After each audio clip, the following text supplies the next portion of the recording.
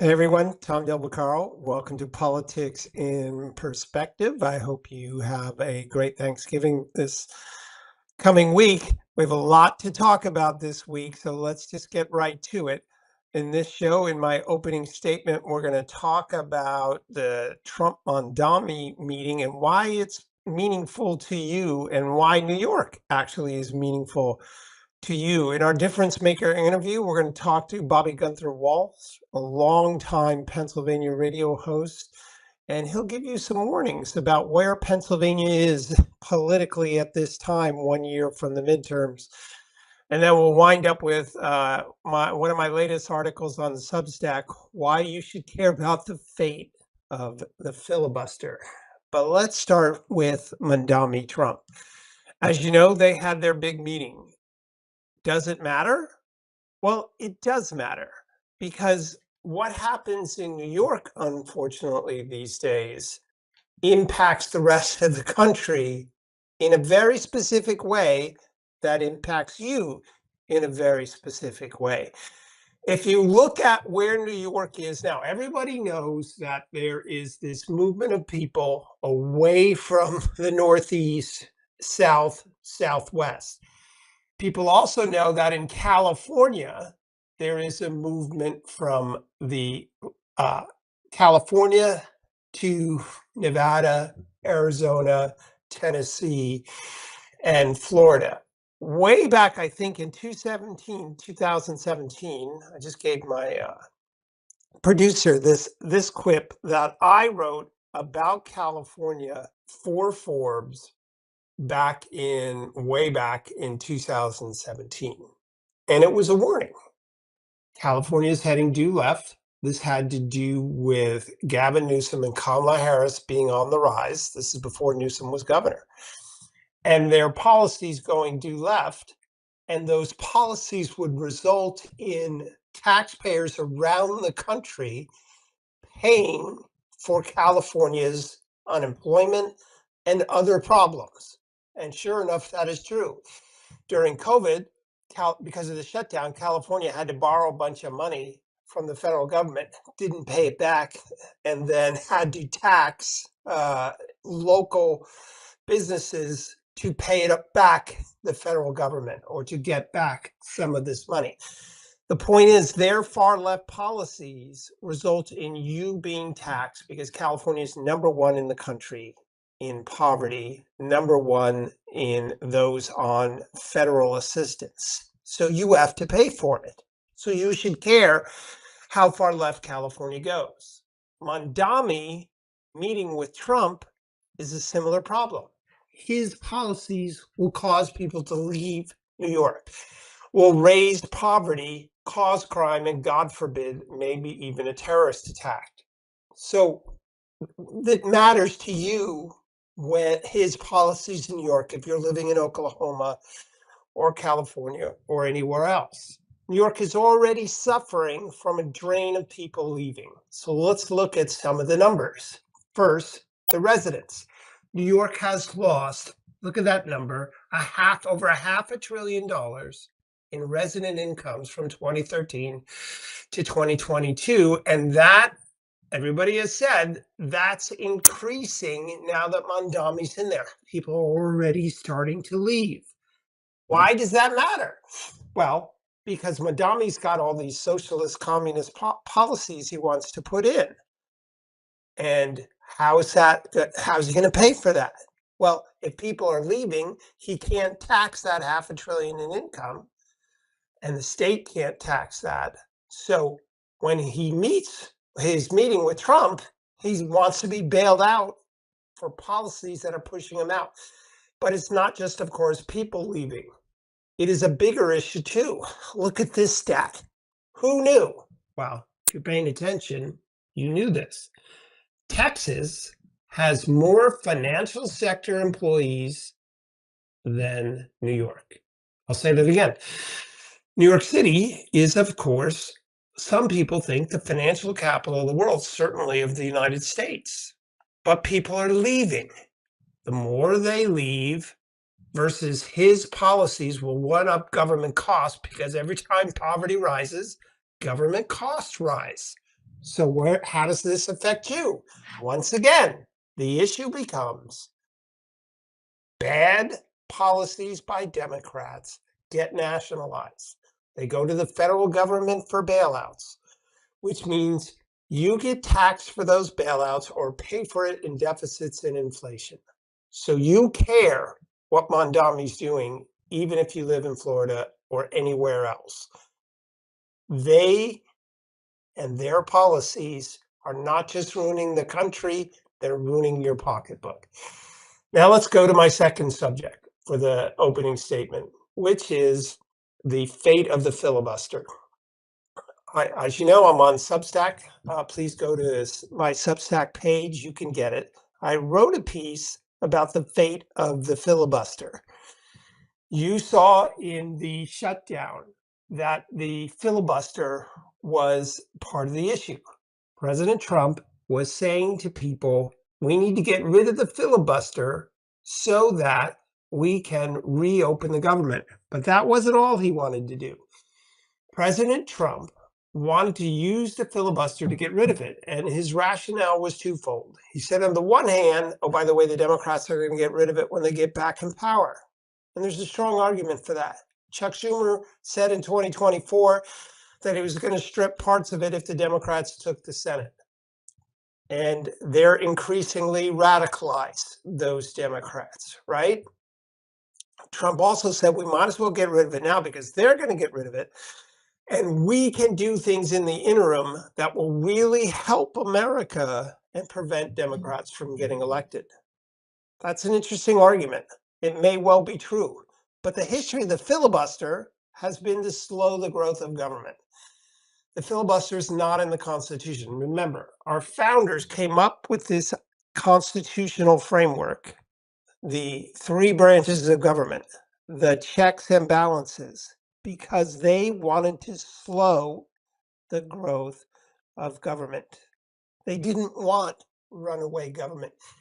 They didn't want big government. They wanted limited government. And their theory was, with a House and a Senate within the Congress, instead of a unicameral, a bicameral, and also a different executive branch, that government growth would be limited. They also lived in a world where government only was in business about three months out of the year. So the filibuster came after that. Now, keep in mind, politicians wanting to stop legislation from passing is as old as time. The opposition creates ploys to stop it. Think about it. Pennsylvania, we're going to talk to Bobby Gunther Walsh about Pennsylvania. Ben Franklin wanted Pennsylvania to be the first to have a constitutional convention to adopt the Constitution. The Anti-Federalists at the time didn't like the idea of the Constitution because it created a more powerful centralized government.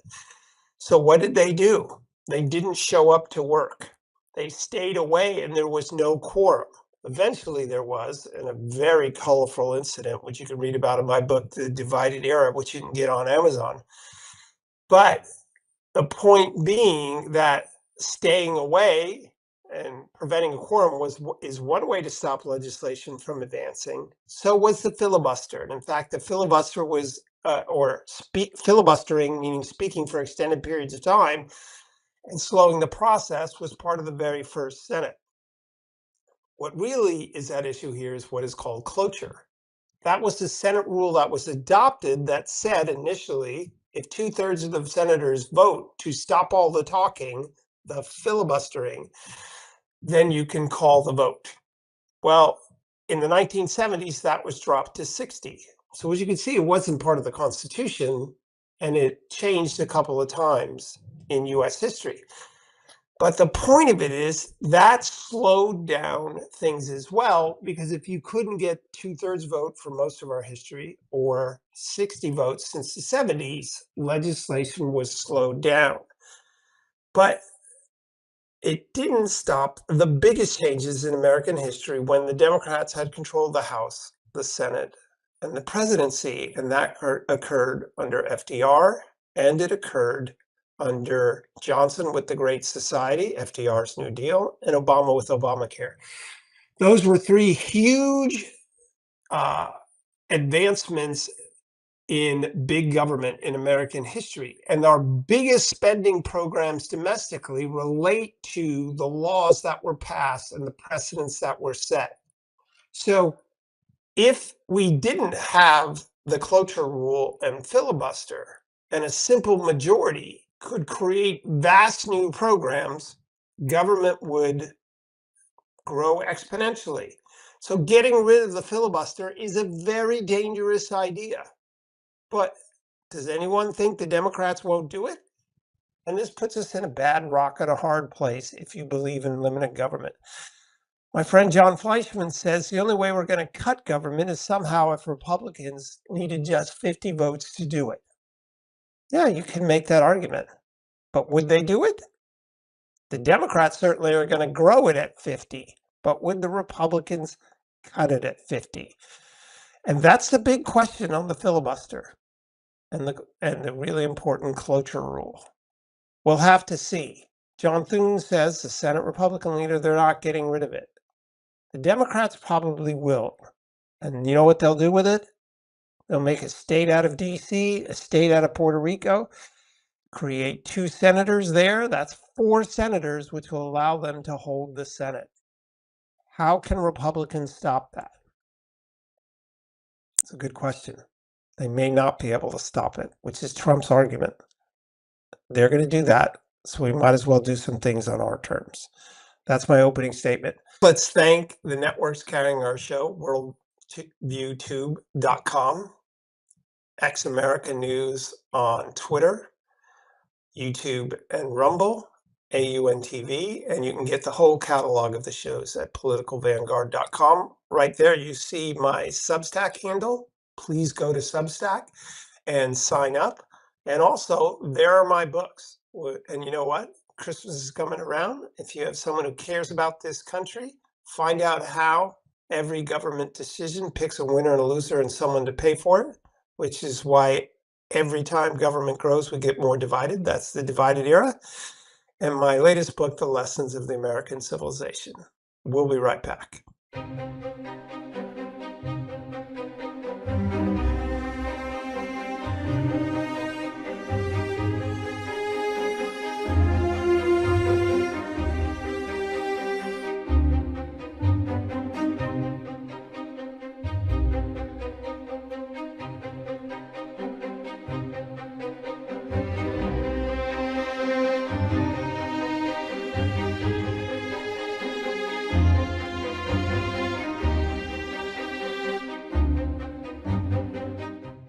Hey everyone, welcome back to Politics in Perspective.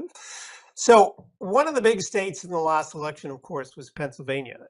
The Trump victory there set the stage for him to become, obviously, the 47th president. But would it vote for him today? That's the question I posed to my good friend Bobby Gunther Walsh, who, there he is. Hey, Bobby, how are you? Hey, how you doing, Tom? Who's a brand new guest on WAB. How many years you been there? 41 years. 41 years, one show, one station. 41 years, 5 to 10 in the morning for 41 years. And it's out of Allentown, right? Yep, Allentown, Pennsylvania. And explain what Allentown is geographically or culturally to Pennsylvania. We're right between Philly and New York, about halfway between Philly and New York. Depending on which part of the valley you're in, because it's Allentown, Bethlehem, Easton. So those 3 cities comprise the Lehigh Valley. And then there's a lot of smaller cities that surround us. And the 2 main counties are Lehigh and Northampton counties. And they're considered by political experts bellwether counties, especially Northampton County. I forget how many years they've picked the presidential the president. I forget how many years they've been very successful at that. How Northampton County goes, so goes the presidency. But culturally, we used to be a red county and a red state, but now it's changed. We are definitely, because of the influx of people over the last 20, 30 years from New York.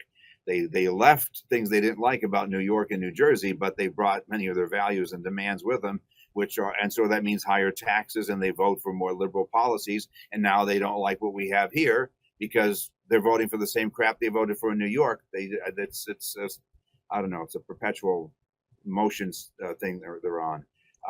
We're the home of Mack Truck. We were the home of Bethlehem Steel. And Billy Joel, of course, wrote a song about Allentown, but Allentown's rebounded.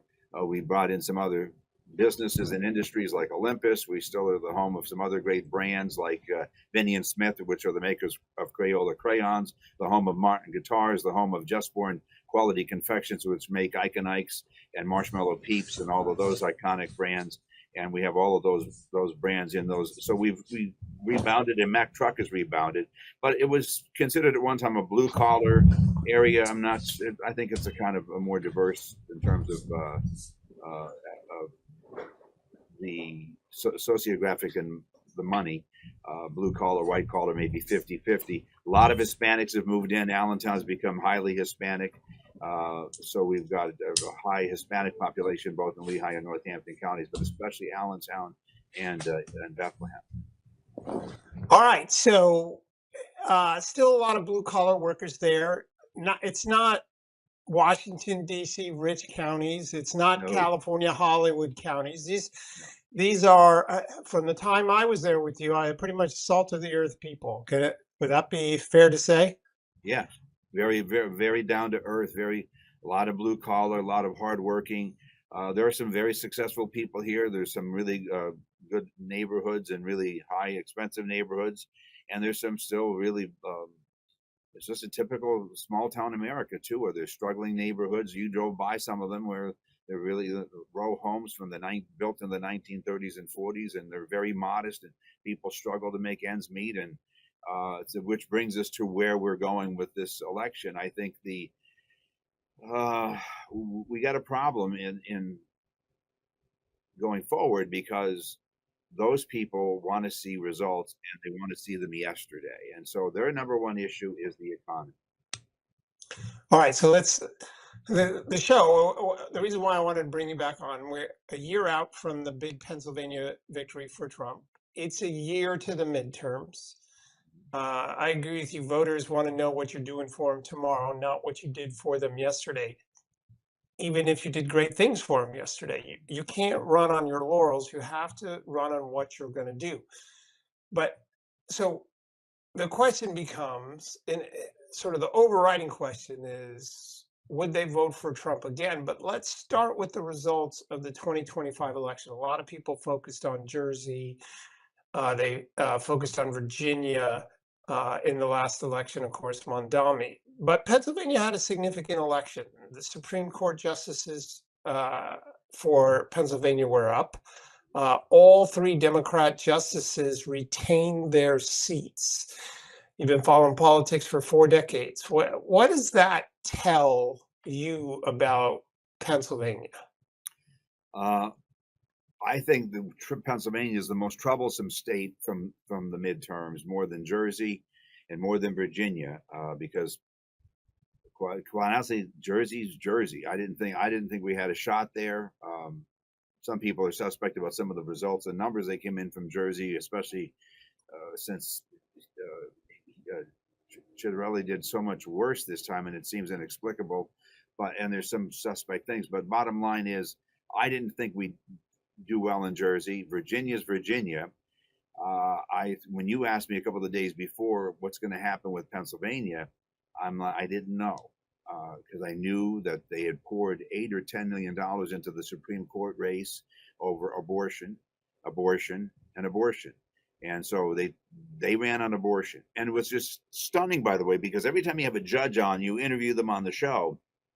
Oh, I can't tell you my political opinion because I'm supposed to be neutral. And yet the ads were blatant that these judges were pro-abortion, and they tied it all to abortion. They won. They won. I thought we had a shot at it, but it wasn't even close. They won retention by about 62% of the vote. And they were the top of the ticket for Pennsylvania. So across the state, every down ticket in Lehigh County, Northampton County, especially it was noticeable here, everybody, the Democrats that won, and they won the majority of the seats. We won maybe 5 to 10 seats on all the school board races, county races, township races. We won maybe 5 in 2 counties. We might have won 10 races. That's it. And the Democrats that won by about 60% of the vote. So the top of the ticket helped the bottom of the ticket, and it turned out voters for the Democrats. And that, so it wasn't just. But then you say, what's the mood? Is that an indication that the voters are flipped? No, it's an indication that the Democrats turned out their voters, and the Republicans sat home and did not vote. I mean, we had a pathetic turnout. So it's partly voter turnout, and obviously they were motivated by the word abortion. Yeah, we talked the last couple of weeks on the show about one of the takeaways I had from this year's election is that even though the polls claim the Democrat brand is so bad, their voters continue to turn out. I think we talked about this on your radio show. But the Republicans, after winning the White House, seem to sit home in droves. And I wonder your thoughts. Where would Pennsylvania, would that happen again in Pennsylvania in 2026? I'm afraid so. I'm not. There's some people that are in the Republican politics in Lehigh and Northampton counties, and I hate to say this, but I don't think we have strong leadership for the county, either Northampton or Lehigh County. The Republican Party in Lehigh and Northampton County, they need stronger leadership. They need more money. They're fractured. They just don't know. We can't even get candidates for some offices, let alone turn out votes. We had a candidate who was willing to run against a Mondami's county executive in Lehigh County, and he was willing to put up $50,000 of his money if the party would match him and if they would endorse him. They said, "Oh no, we don't believe in that. We're going to have an open primary." And he said, "Okay, because I'm not going to spend all this money to win the primary." He was a known candidate. He's run before. He was a former Lehigh County commissioner, and he was going to run for county executive. They turned him down. And their candidate they got was a former Democrat, and the Republicans didn't get behind him, and he raised an anemic sum of money and was outspent like $200,000 something to like $10,000. It was pathetic. All right. Another. So what's going to happen? So there's a couple of things. I had a couple of emails from listeners. I'm looking at my email now.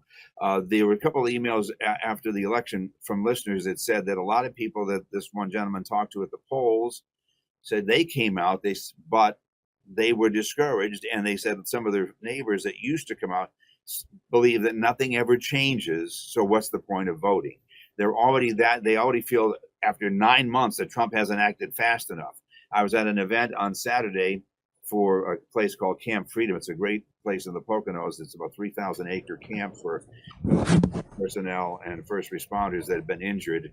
It's a 501c3, but anyway, it's a great camp, and we had doing a fundraiser for them at a sporting place venue, and the people there are upset with two things: the economy, it's not getting fixed fast enough, and they want arrest. They don't like Bondi. They don't think she's acting fast enough, and they feel like there's more people should be paying a price, and that the swamp is deep and it's not getting drained. They'll agree that Trump's doing a better job this time, but they're antsy and they're not happy. All right, let's switch to John Fetterman. I remember he's not up in 2026, or he is up in 2026. He's going to be. That's funny. Is he? So I remember no, before I don't think he got. Is. Wait, no, I don't think elected, he is. No, he was elected the year Trump was, right? Yeah, 2020. No, he's not up in 20. He's not up. All right, but I remember prior to him being elected, being on your show, and of course, the Republicans gave him a pretty hard time about his health, about his ability to serve, on and on and on. And he deserved it. Yeah, and he has proven us, at least in office, to be wrong on a lot of counts. Very interesting character. But you're telling me, well, first of all, A, would he get elected again in Pennsylvania?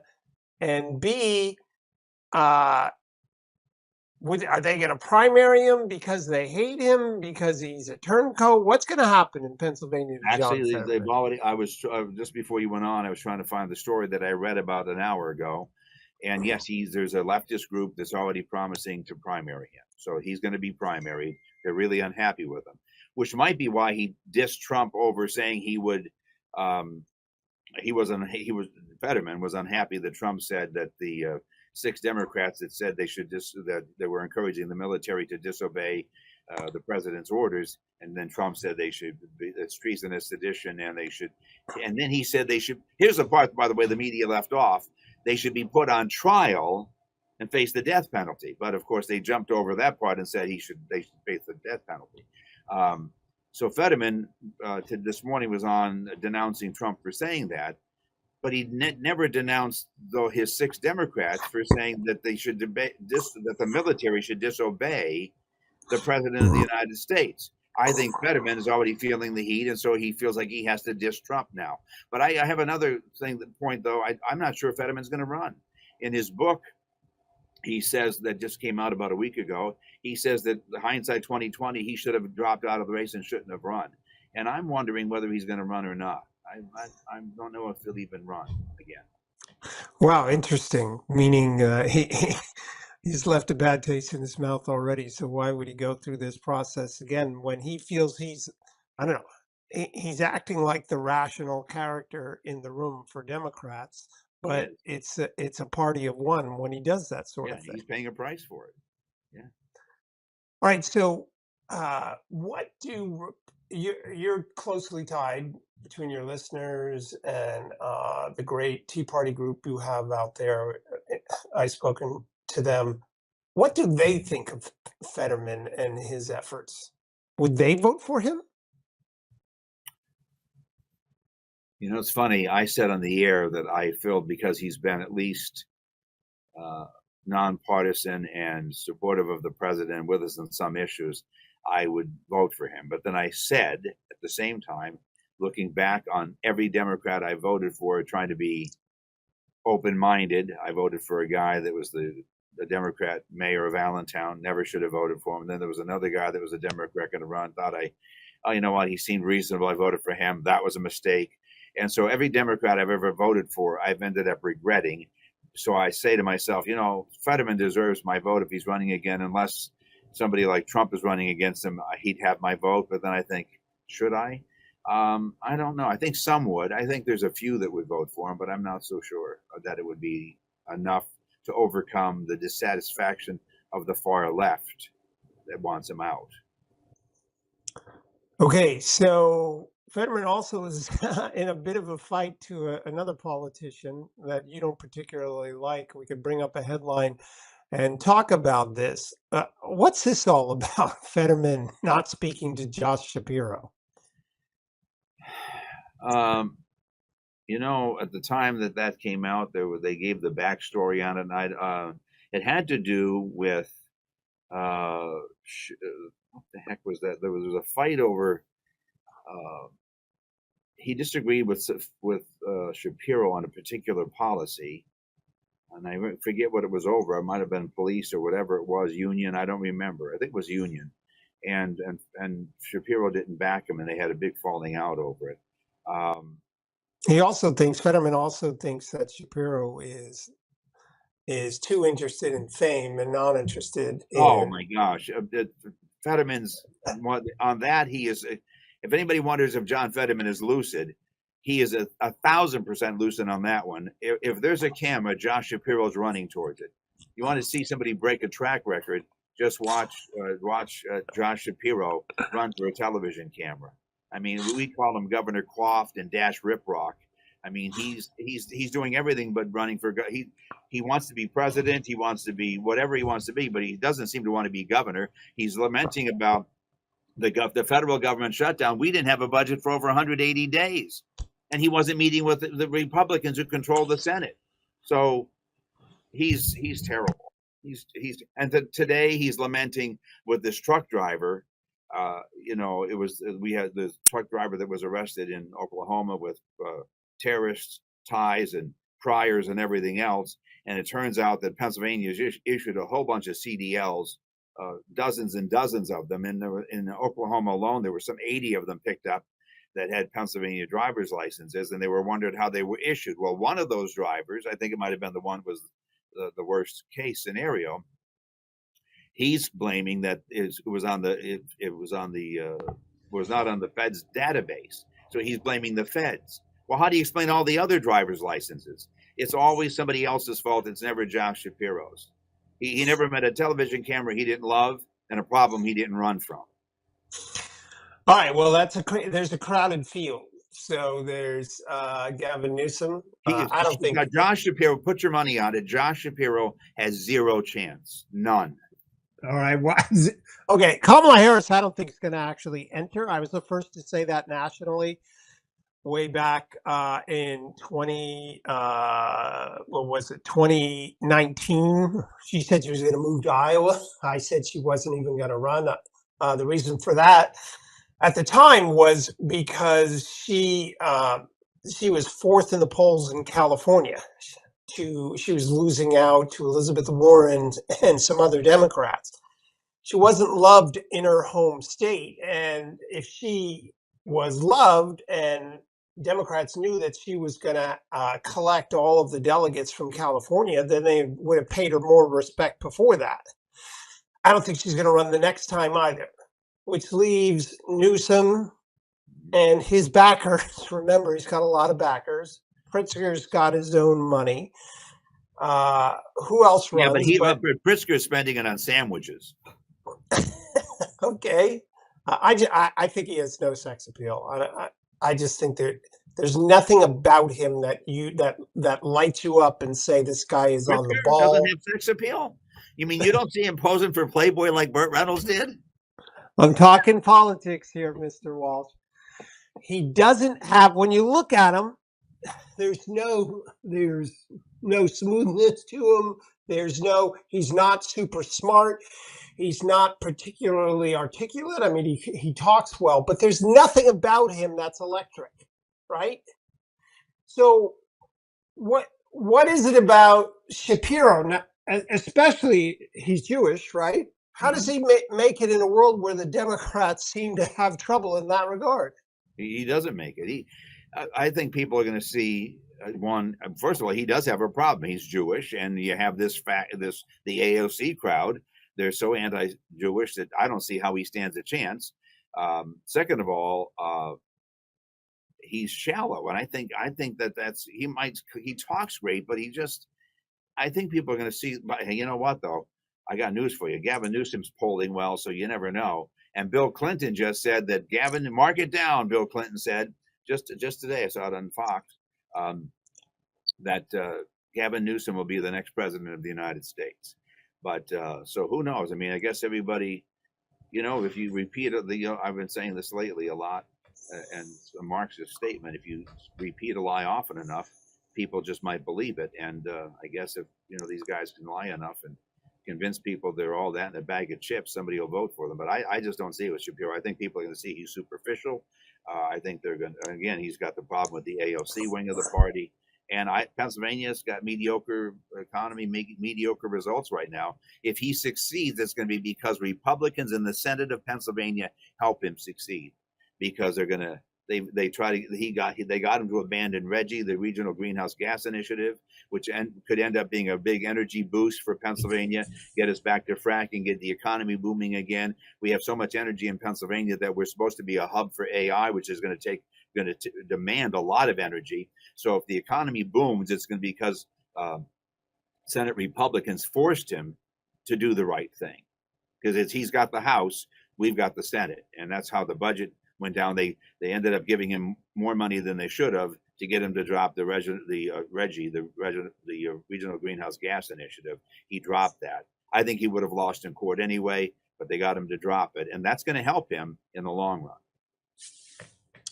All right, but does he have Newsom got by with Getty Oil? Newsom, obviously, Bill Clinton. We'll see whether he shows up to testify and what Epstein does to him and how much in public he is. Does Epstein have any? Epstein, listen to me. Does Shapiro have anyone out there on the national stage who loves him so much that he's going to push him along? Pritzker doesn't need anybody because he's got his own $1 billion. But does Shapiro have anybody? If he has trouble with Bernie Sanders and AOC, who does he do well with? It's That says it all. That he doesn't. You can't find somebody that's going to do it for him. We just had the wrong candidate when he ran, and that's why he won.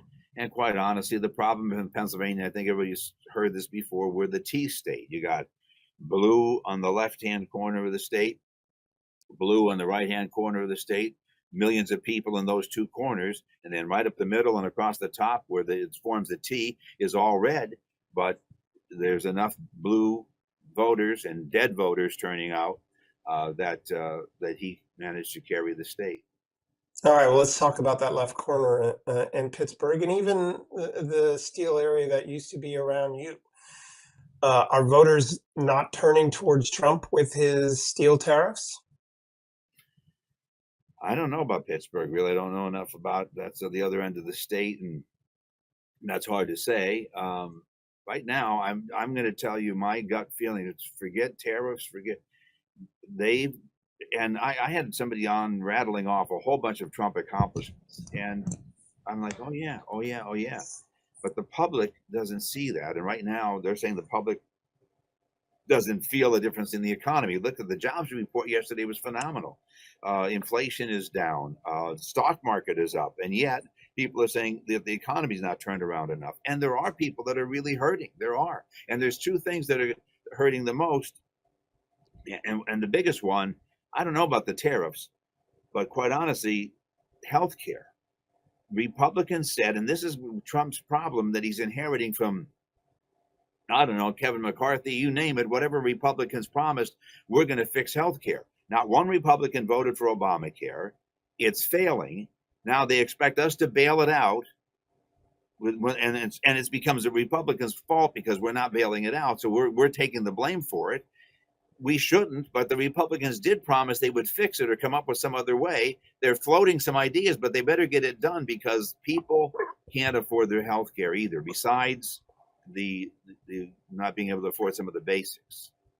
The other thing is housing. That was the other big part I was going to tell you. The people can't afford housing right now. It's Pennsylvania and all the Northeast is a seller's market. First of all, not a lot of houses for sale. The interest rates are killing people. And, you got the Fed doing what the Fed's doing until he's out of there. And I don't know if he gets out fast enough to help Trump by, because that's going to be May. Does that happen fast enough? Do the tariffs, because some of the tariffs are working, some of the accomplishments, some of the money that's pouring into this country when you rattle it off are good. But I don't know. I don't know if it all happens fast enough. People want to see results. And I don't know. I feel like they have forgotten where we were just 9 months ago. I mean, can you imagine where we'd be with Kamala? And yet they're unhappy. And we've got people within the party fighting. And I don't know whether that's somebody feeding you got Megyn Kelly fighting with Mark Levin. You got Marjorie Taylor Greene and Massey fight. It's like, it's not good. I wish we could, I don't mind dissent, but on certain things we need to pull together and get things done for the American people. All right, I should have asked you about Scott Presler. Is he still there? Are they still registering voters? And he worked hard he worked hard. I got to tell you that one of the guys that deserves a lot of credit. He's the head of I think you met him. I'm not sure if you did. Bill Bockenberg is the new head of the NRA, and he lives here in the Lehigh Valley. And he did incredible analytics, I guess you'd say. That's his whole thing. And he really turned out the gun vote for Trump, and really knew I couldn't believe how many gun owners don't vote. I was shocked to see the numbers. Majority of gun owners didn't vote. He was able to target them, get them out, get them to vote, and had a program to do that. He deserves a lot of credit. Presler deserves credit too. Presler worked hard in New Jersey. I didn't see him much in Pennsylvania at all, and in New Jersey didn't pay off. But that's a whole nother story because, again, there's some suspect numbers there. All right, so I'm going to register you as not particularly optimistic of the state of Pennsylvania when it comes to the upcoming midterms. No, I'm not at all. Go ahead. The local parties need to do more. Pennsylvania's Republican Party needs to do more. And voters have got to stop being apathetic. I just so disappointed in the voter turnout. It's just Stunning. Stunning. Well, I do think I don't want to end this segment completely on the negative. I've been on your show as a critic of how long it took Republicans to pass the tax bill, the big beautiful bill. That could have been done in February. There's nothing so intricate about that bill, but yet they had to fight among each other for 6 months. And a bill like that takes 6, 9 months to affect the economy. Deregulation is helping. You see, the Atlanta Fed says that growth is in the 3 to 4 point range. If that keeps up, I think the economy will be humming come next March, but it should have been doing better now. And so, yes, it is always the economy stupid unless it's a time of serious war. But the United States isn't in that time. So the focus is on the economy. And we'll have to see if Republicans rally. But one thing I think you and I both agree on is simply saying Trump's name does not turn out voters. It doesn't turn out when he's not on the ballot. Republicans next year are going to have to give Republican office holders are going to have to give Republicans a strong reason to come out again. Otherwise, they're in jeopardy next November. And I do think that if the economy turns around, that could be a whole different story. I do think that it would help if Trump would campaign in the midterms for people in some of these states to help them out, because if his agenda and another impeachment is on the line, and so could Supreme Court justices. Some people are saying, maybe we should have Alito and Thomas resign now so we can replace them now. Because what happens if we don't hold the House and Senate, and then once something happens to one of them, what happens if we don't capture the White House in 2028? Yeah, I don't know. But there's a lot of why Republican voters don't look. We needed to turn out for the school boards, for the township races, and yet they didn't. That's where our generations are being captured. We need to capture the next generation by taking back the school boards and taking back our schools. And yet we say it, we talk it, and we don't do it and don't show up. So I don't know. I don't know why that happened. Certainly the teachers union put a lot of money into their candidates here too. But we need to. Why we didn't turn out just for this one is a puzzle to me. You would think we'd show up next time, and we need to drum home, and the Republicans need to drum home, Republican leadership. Hey, Supreme Court could be on the ballot. Forget abortion, just all the Supreme Court rulings that we need to go our way, whether it's Second Amendment or whatever, that could be up for grabs. So could Trump's impeachment. So could our whole agenda.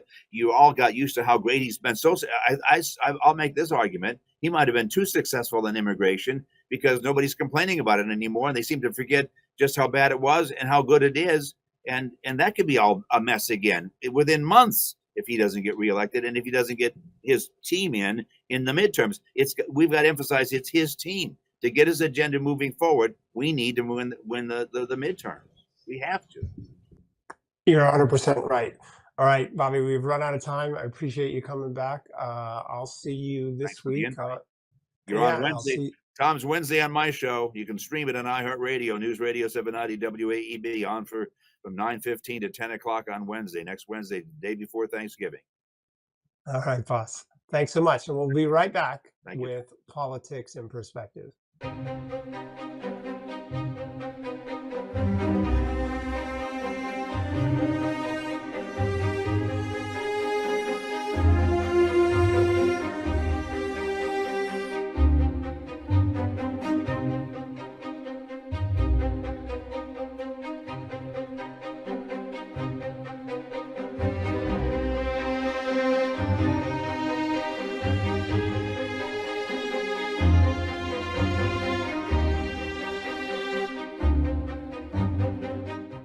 Hey, welcome back. I hope you enjoyed that political warning from Bobby Gunther Waltz.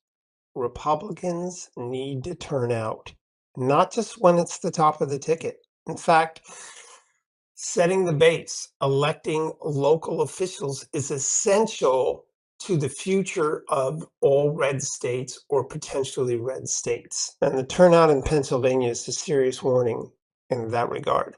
I want to once again thank WorldViewTube.com and AUNTV and Ex America News for carrying our show. And given that it's the holiday season, my book's right above my shoulder, The Lessons of the American Civilization and the Divided Era. Think about those for Christmas gifts. And also, please join me at Substack at Thomas Del Beccaro. You see it right there. Please join me there and read my commentaries. And we're going to talk about one of them right now. And let's get right to that. And this commentary I wrote because of the dynamic that's going in with the Democrat Party right now. And I title it, Today's Socialists Won't Be Good Enough for Tomorrow's Socialists. So what do I mean by that? And how's that playing out in America today? Well, the run-up to socialism in history becomes very hectic. And if we define socialism by centralized government control by the officials running it, we can go back to socialism under Diocletian in Rome. We can talk about the end of Greek democracy, ancient Greek democracy. We can talk about the end of the Roman Republic. These events saw a hectic process where those in power on the left kept making promises, but their promises were only good for a while because the whipped up electorate kept demanding even greater promises. And that's why yesterday's socialists in those contexts, or proponents of big government or redistribution, were never enough for who would come next. Because once you start this process of getting people voting themselves rich, eventually they want more and more and more. So think of your parents' generation versus kids today. Kids today are complaining that capitalism has let them down. And they're posting that on their $1,200 phones and their Starbucks coffee. Somehow capitalism has let them down. They demand more and more out of government. So think of the fact that who elected Mondami in New York?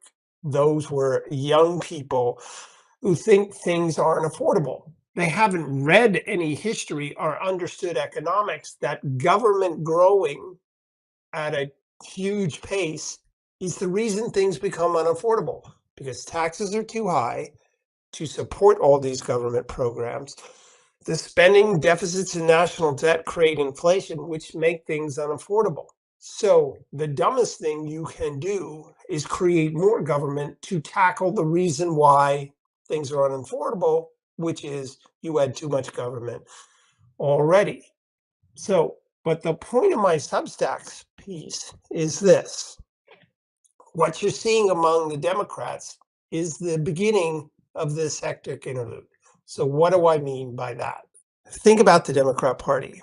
In 1960, JFK had broad-based tax cuts for everybody.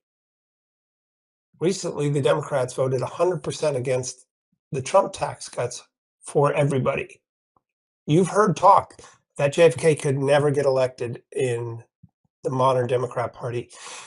Bill Clinton, who was against illegal immigration, couldn't get elected in today's Democrat Party. Heck, maybe even Obama, who was also the deporter-in-chief, over 3 million, couldn't get elected. But let's see how they've treated Joe Biden. Now, he wasn't that long ago. How have they treated him? He did everything they could ask for. I want you to think about that. He did everything they asked of him, and stuff that he didn't even know he did, Mr. Autopen. He put in all the judges they wanted. He didn't pick those judges. He didn't approve those judges. I think 63 of them were African Americans, a record. Look at all the spending. The quote inflation reduction bill, which was actually the inflation increasing bill, he did that for them. He did everything. But how do they treat him? Like a pariah. They want nothing to do with him. In fact, the talk is how much he's hurting them. So just recently, the guy who did everything they wanted is no longer good enough. Now let's take the case of Chuck Schumer. Chuck Schumer's been a rock star for the Democrats. If by that you mean getting people elected to the Senate. Chuck Schumer took over Alphonse D'Amato's seat in New York. He eventually was in charge of getting the committee that elects senators. He had huge gains. His voting record is an A among liberals, right? But now he's the problem. Why? Because he wouldn't go along with permanently shutting down the government in the view of these people, even though he voted for it. It was 8 other people who voted to open it up, but not Chuck Schumer. So he's a failure. So he's got to go. He's the big government redistributionist, socialist, if you like, who no longer matters to the Democrat Party. Who's calling the shots now? It's a good question. Hakeem Jeffries, well, he voted against condemning socialism. Will he be around for very long? Because Mamdani seems to have a lot of cachet right now. And oh, by the way, who are the 2 biggest fundraisers among Democrats? Well, that'd be AOC and Bernie Sanders. Are they going to tolerate people that don't go along with what they say? And I mean Kathy Hochul in particular. Kathy Hochul may be in a tough race for New York governor. She endorsed Mamdani, but that's not good enough for Mamdani. He's demanding tax increases out of her. If she doesn't go along with that, are they going to cast her aside? That's the reality for the Democrat Party, because the more they want out of government, and those who are unwilling to give it to them, even though they've done everything they wanted in the past, they're on the chopping block. They're going to lose their seats. They'll be primaried like Fetterman. So here's the reality, because keep in mind, Fetterman votes with the Democrats. He talks about sensibility, but he votes with the Democrats. But that won't be enough. And that's where the Democrats are. It's spiraling. You have to now join in with AOC to get currency. Doesn't matter what Doug Schoen says or anybody else. The reality is yesterday's socialists won't be good enough for tomorrow's. Republicans can take advantage of this because even though it's okay in New York City to elect Mamdani, even though it's going to hurt you personally, that's just New York. Can they carry that in the rest of the swing states? Probably not. It'll hurt them there, but it won't stop them from what they're doing now, which is this spiral towards socialism and this emboldenment of Mamdani candidates around the country.